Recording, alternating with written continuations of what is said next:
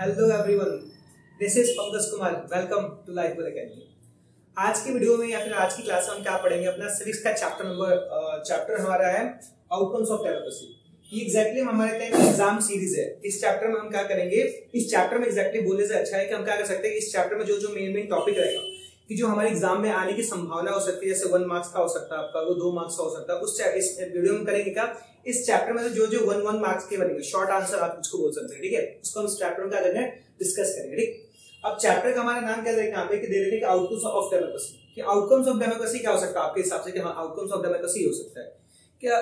पहली बात है कि हम डेमोक्रेसी को कब से जानते हैं। बेसिकली हमने 6ठी क्लास में डेमोक्रेसी के बारे में पढ़ा था, 7th में भी पढ़ा था, 8th में भी पढ़ा था, 9th में भी पढ़ा है, और दोबारा से हम किसमें पढ़ रहे हैं, 10th में। तो डेमोक्रेसी बेसिकली क्या हो सकता है, जहां पे डेमोक्रेटिक फॉर्म ऑफ गवर्नमेंट क्या हो सकती है, जो लोगों द्वारा चुनी हुई गवर्नमेंट होनी चाहिए। ठीक है, जिसको हम क्या बोल सकते हैं, डेमोक्रेटिक फॉर्म ऑफ गवर्नमेंट बोल सकते हैं।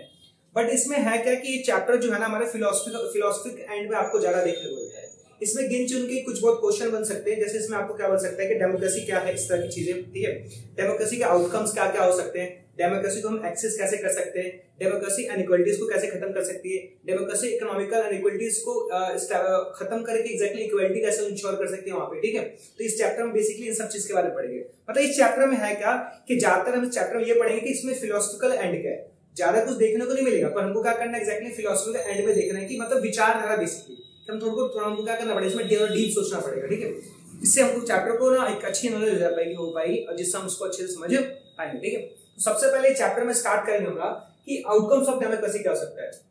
अब आउटकम्स ऑफ डेमोक्रेसी मतलब क्या हो सकता है कि आप डेमोक्रेसी क्या एक्सेप्ट करते हैं। तो एक्सेप्ट क्या कर सकते हैं, डेमोक्रेसी का हो कि रिपब्लिक फॉर्म ऑफ गवर्नमेंट होना चाहिए, जहां पर सबको इक्वल राइट्स मिले वहां पे। ठीक है, जहां पे डेमोक्रेसी फॉर्म ऑफ गवर्नमेंट क्या करे कि लोगों के डेवलपमेंट के लिए बेसिकली कार्य करे वहां पे। ठीक है, ये नहीं खाली एक सोसाइटी का वहां पे डेवलपमेंट हो रहा, दूसरी सोसाइटी का डेवलपमेंट नहीं हो पा रहा, तो उसको तो हम डेमोक्रेसी फॉर्म ऑफ गवर्नमेंट बोल भी नहीं सकते। ठीक, तो इसमें सबसे पहले स्टार्टिंग टॉपिक हमारे देखते हैं कि सबसे पहले क्या देखें, डेमोक्रेसी क्या होता है, मतलब हिंदी में क्या बोल सकते हैं कि लोकतंत्र किसे कहते हैं वहां पे। ठीक है, तो डेमोक्रेसी क्या हो सकता है, सबसे पहले यहाँ पे स्टार्ट करते हैं। ये ध्यान रखिएगा, इस तरह के क्वेश्चन आपके 1 मार्क्स में या फिर 2 मार्क्स में बन सकते हैं। ठीक है, इसको हम वेरी शॉर्ट क्वेश्चन भी बोल सकते हैं। ठीक, तो सबसे पहले स्टार्ट करते हैं कि हमारे डेमोक्रेसी क्या होता है। ठीक, तो सबसे पहले डेमोक्रेसी की डेफिनेशन देखिए यहाँ पे, डेमोक्रेसी क्या हो सकता है। अगर ये 1 मार्क्स में बनेगा तभी आपको डेफिनेशन लिखनी है, इसकी पॉइंट में लिखना है, और अगर 2 मार्क्स में आपको पूरा क्या करना है, आपको यहाँ से लेके यहाँ तक इसकी डेफिनेशन लिखनी है। ध्यान रखिएगा कि एसएसटी एक ऐसा सब्जेक्ट है जिसको आपको पॉइंट में लिखना पड़ता है। ठीक है, क्योंकि ज्यादातर बच्चे डरते हैं कि एसएसटी में बहुत सारा लिखना पड़ता है, कुछ नहीं, बहुत सारा लिखना पड़ता है। चीजों का आप बस पॉइंट टू पॉइंट लिखते चलिए, एग्जैक्टली में आपको उसका आंसर, उसका आपको मार्क्स आराम से मिलता चलेगा। क्योंकि जो टीचर होता है वो बस देखता है कि बच्चे को जो पूछा गया, बच्चे को पॉइंट में आंसर दे रहा नहीं दे पा रहा, और वो आंसर उस क्वेश्चन के रिलेटिव है कि नहीं, उसका आधार पर टीचर क्या करता है, उसको आंसर देता है। ठीक, तो पहला टॉपिक अपना क्या है यहाँ पे, डेमोक्रेसी। अब डेमोक्रेसी बेसिकली क्या हो सकता है कि डेमोक्रेसी क्या होता है, democracy is a form of government होती है। ठीक है, डेमोक्रेसी क्या होता है, democracy is form of government होती है जो form by the basis of free and fair election पे इलेक्टेड होती है। डेमोक्रेसी क्या होती है, फॉर्म ऑफ गवर्नमेंट होती है जिसमें पीपल्स क्या करते हैं कि फ्री और फेयर इलेक्शन करते हैं। इलेक्शन होता है किसका, आप एमपी बोल सकते हो, एमएलए बोल सकते हो। क्या करते हैं लोग, क्या करते हैं कि अपने जो उनका पसंदीदा नेता है, एमएलए हो सकता है फिर एमपी हो सकता है, उसको क्या करता है, चूज करता है, इसको वोट देता है। ठीक, पहला पॉइंट इसका कि चूज देयर रिप्रेजेंटेटिव्स। वही बात है ना कि जिसको चूज करना चाहते हैं कि उसको एमएलए बनाना है, किसको एमपी बनाना है, या फिर किसकी गवर्नमेंट बेसिकली लेके आएंगे, तो क्या करता है, उसको चूज करता है, अपने रिप्रेजेंटेटिव्स को चूज करेगा वहां पे। और थर्ड पॉइंट लिखा है, it is the government of the people, to the people और बाय द पीपल्स। और बेसिकली है क्या कि गवर्नमेंट किसने फॉर्म कर रखी है, हमने कर रखी है। तो गवर्नमेंट किसके लिए काम करेगी, हमारे लिए काम करती है बेसिकली यहाँ पे। ठीक है, कि गवर्नमेंट क्या करती है, हमारे लिए काम करती है। दोबारा साइन को पढ़ते हैं कि it is the government for the peoples, लोगों के लिए होती है, टू द पीपल्स और बाय द पीपल्स, लोगों के लिए होती है, लोगों की जरूरतों को पूरा करने के लिए होती है, लोग उसको क्या करते हैं, क्रिएट करते हैं। ठीक है, तो उसको हम क्या बोलते हैं, डेमोक्रेटिक फॉर्म ऑफ गवर्नमेंट। मतलब किसी भी देश की अगर डेवलपमेंट की बात करें ना, कि वहां पे अगर डेवलपमेंट हो रहा है या फिर नहीं हो रहा, तो डिपेंड करता है कि वहां की गवर्नमेंट कैसी है। और गवर्नमेंट क्या होना पड़ेगा वहां पे, गवर्नमेंट का डेमोक्रेटिक फॉर्म ऑफ गवर्नमेंट का होना एक इंपॉर्टेंट फैक्टर होता है, जहां पे एक इंपॉर्टेंट पार्ट होता है कि उस देश का डेवलपमेंट होगा कि नहीं होगा। ठीक है, डेमोक्रेसी बेसिकली क्या करती है, डेमोक्रेसी ना कि डेमोक्रेसी गारंटी नहीं देती कि हमारे इकोनॉमिकल डेवलपमेंट एकदम बहुत जल्दी हो जाएगा। ठीक है, डेमोक्रेसी बेसिकली क्या करती है, आपको एक फील्ड प्ले ग्राउंड देती है, जहां पे आप क्या कर सकते हो, चीजों को जाके देख सकते हो कैसा हो सकता है, कैसा नहीं हो सकता। ठीक है, पर आपको क्या करना है, उसको खुद जाके वहां पे प्रैक्टिस करनी चीजों को कि कैसे होगा कैसे नहीं होगा। डेमोक्रेसी आपको गारंटी नहीं देती कि इकोनॉमिकल डेवलपमेंट हो पाएगा, डेमोक्रेसी गारंटी नहीं देती कि वहां पे अनइक्वालिटीज खत्म हो पाएगी। पर डेमोक्रेसी एक काम ये करती है कि डेमोक्रेसी आपको ग्राउंड देती है, और आपको क्या करना है कि ग्राउंड पे जाना, उसको प्रैक्टिस करना बेसिकली कि आप उस चीज को ले पा रहे हैं कि नहीं ले पा रहे। ठीक है, ये हमारा था फर्स्ट शॉर्ट क्वेश्चन में डेमोक्रेसी किसे कहते हैं। ध्यान रखिएगा 1 मार्क्स में बनेगा। ठीक है, फिर 2 में टीचर 1 में ही पूछ सकता है स्कोर, टीचर 2 मार्क्स में पूछ सकता है, ठीक है। अगला हमारे क्या आता है ट्रांसपेरेंसी। अब ट्रांसपेरेंसी बेसिकली मैं किसकी बात कर रहा हूँ, ट्रांसपेरेंसी में कागज वाली बात नहीं कर रहा कि वहाँ पे ऑयल लगता है तो वहाँ पे ट्रांसपेरेंट चीज हो जाती है, मैं उसकी बात नहीं कर रहा, ठीक है। कि ट्रांसपेरेंसी में बात कर रहा हूँ बेसिकली गवर्नमेंट की बेसिकली बात कर रहा है, डेमोक्रेटिक फॉर्म ऑफ गवर्नमेंट की बात करो कि ट्रांसपेरेंट क्या हो सकता है कि ऐसी गवर्नमेंट होनी चाहिए जो एग्जैक्टली क्या हो, ट्रांसपेरेंट हो, ठीक है। कि उसके जो भी पॉलिसीज आ रही है फिर जो भी रूल्स ऑफ रेगुलेशन लेके आती है लोगों क्या हो, ट्रांसपेरेंट हो, कि लोग उसको आराम से देख पाए, चीजों को समझ पाए कि गवर्नमेंट क्या पॉलिसी ला रही है क्या पॉलिसीज नहीं लेके आ रही, ठीक है।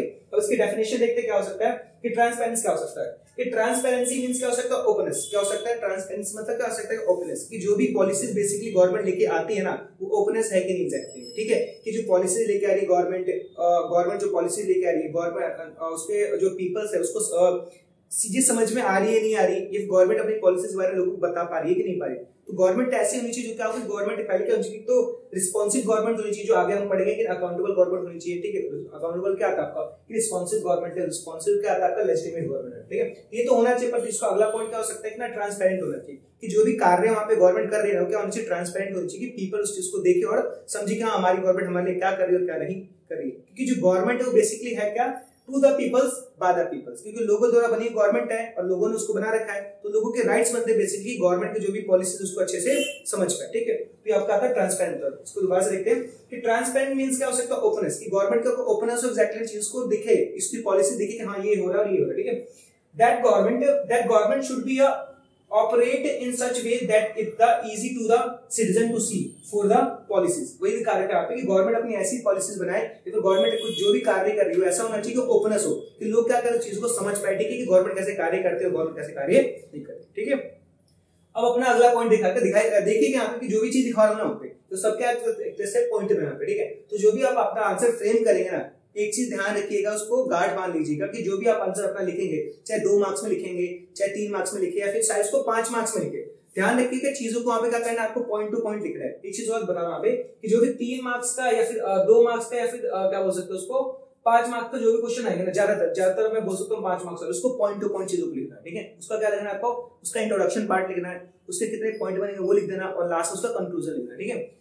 कुछ एक वीडियो ऐसी बनाई जाएगी जिसमें एग्जैक्टली हम देखेंगे कि राइटिंग सेक्शन कैसे करते हैं वहां पे, ठीक है। उसमें फिर मैं आपको बताऊंगा कि कोई क्वेश्चन होगा ना तो उसके आंसर कैसे फ्रेम किया जाएगा, पॉइंट में कैसे लिखेंगे, उसका इंट्रोडक्शन पार्ट क्या हो सकता है, लास्ट में उसका जो निष्कर्ष जिसको बोल सकते हैं कंक्लूजन बेसिकली, ठीक है, कि कंक्लूजन उसको कैसे करेंगे जिससे टीचर क्या कर सकता है कि टीचर उस क्वेश्चन में पूरे के पूरे मार्क्स आपको मिल पाए, ठीक। ये आपको नेक्स्ट वीडियो में देख लेंगे, इसमें जब हम एग्जैक्टली क्या करेंगे राइटिंग सेक्शन करेंगे कि कैसे आंसर लिखना होता है चीजों को, ठीक है। अगला क्या दिखा रहेगा, एक चीज और ध्यान रखिएगा कि जो डेमोक्रेटिक फॉर्म ऑफ गवर्नमेंट होती है, डेमोक्रेटिक फॉर्म ऑफ गवर्नमेंट का सबसे इंपॉर्टेंट पार्ट क्या है, डेमोक्रेटिक फॉर्म ऑफ गवर्नमेंट का अकाउंटेबल होनी चाहिए, दूसरे क्या हो सकता है रिस्पॉन्सिव होनी चाहिए और तीसरे क्या हो सकता है लेजिटिमेट गवर्नमेंट होती है, ठीक है। अब बहुत से बच्चों को ये नहीं पता चलता कि अकाउंटेबल गवर्नमेंट क्या होती है, रिस्पॉन्सिव गवर्नमेंट क्या और लेजिटिमेट गवर्नमेंट क्या।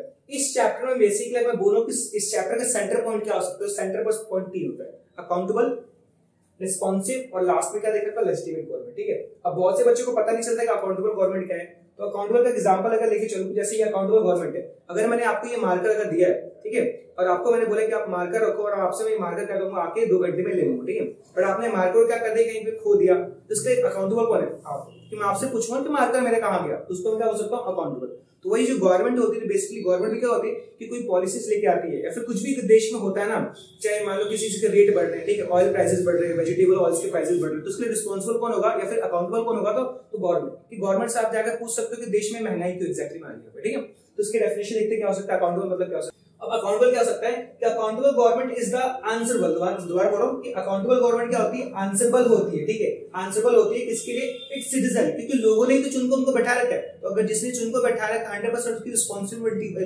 100% उसकी रिस्पांसिबिलिटी बनती है कि लोगों जो पूछ रहे उसका क्या करे, आंसर करे, क्योंकि लोगों ने क्या करेगा उसको वो पावर दे रखी, तो it's citizen it is the responsible for all the decision. अब जितने भी डिसीजन गवर्नमेंट क्या करेगी, देश में जितने भी डिसीजन लेने ना उसके लिए रिस्पांसिबल कौन होगा, तो उसके लिए रिस्पांसिबल कौन होती है, गवर्नमेंट होती है। देश में जो भी पॉलिसीज बनेगी, देश में महंगाई क्यों आ रही है, ठीक है, देश में एजुकेशन सेक्टर अगर बुरा हाल है उसका तो उसके लिए रिस्पांसिबल कौन है, देश में अनएम्प्लॉयमेंट आ रही है तो उसके लिए रिस्पांसिबल कौन है, देश में कोई प्रॉब्लम है उसके लिए रिस्पांसिबल कौन है, तो बेसिकली गवर्नमेंट रिस्पांसिबल है। तो गवर्नमेंट अगर रिस्पांसिबल है तो वो क्या एग्जैक्टली अकाउंटेबल है कि प्रॉब्लम क्यों आ रही है वहां पे, ठीक है। तो हम क्या कर सकते हैं, उससे पूछ सकते हैं कि प्रॉब्लम क्यों क्रिएट हो रही है, तो उसको हम क्या बोल सकते हैं, अकाउंटेबल बोल सकते हैं, ठीक है।